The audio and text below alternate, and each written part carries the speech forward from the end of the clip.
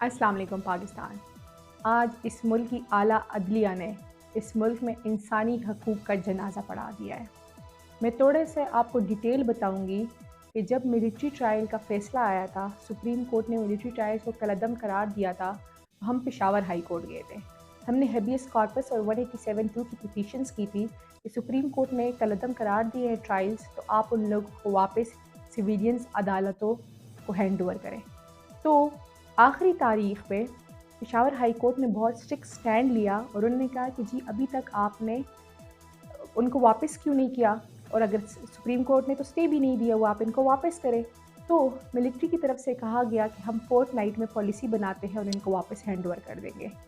Meanwhile बड़ा मैं कहूँगी कि अजीब और गरीब पाकिस्तान की कानूनी तारीख में एक हरकत हुई कि एक शॉर्ट ऑर्डर जिसकी अभी डिटेल जजमेंट आई भी नहीं है, उसकी इंट्रा कोर्ट अपील फिक्स हो गई और उसकी इंट्रा कोर्ट अपील में बेंच अजीबोगरीब तरीके से तश्कील दिया गया, जिस पे जस्टिस एजाजुल एहसन साहब ने बड़े वाज़ेह अपने ऑब्जेक्शंस राइज़ किए जो उस कमेटी का हिस्सा थे।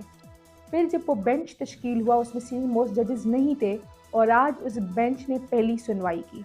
उस बेंच में जब भी सुप्रीम कोर्ट के किसी भी जज पे एतराज़ होता है तो वो जुडिशल सैनिटी और डेकोरम का मुजाहिरा करके उस बेंच से अलग हो जाता है।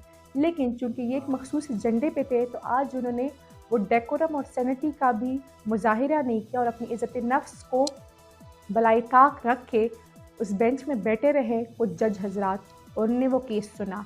और आज उन्होंने मिलिट्री ट्रायल को दोबारा से रिस्टोर करा दिया 5-1 के तनासब से। तो अगर इस हवाले से हम देखें तो पिछले ट्रायल को जिन 5 हज़रात जजेस ने सेट असाइड किया था, तो अब 6 जजेस सुप्रीम कोर्ट के इस फैसले के ख़िलाफ़ है जो मिलिट्री ट्रायल नहीं करवाना चाहते सिविलियंस का, और 5 इसके हक़ में हैं।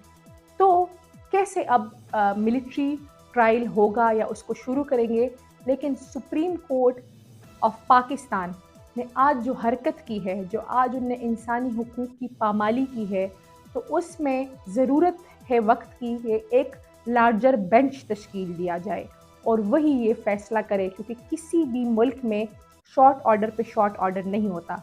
हमें डिटेल जजमेंट का इंतज़ार करना चाहिए था और उसके बाद ही इंट्रा कोर्ट अपील फ़िक्स होनी चाहिए थी।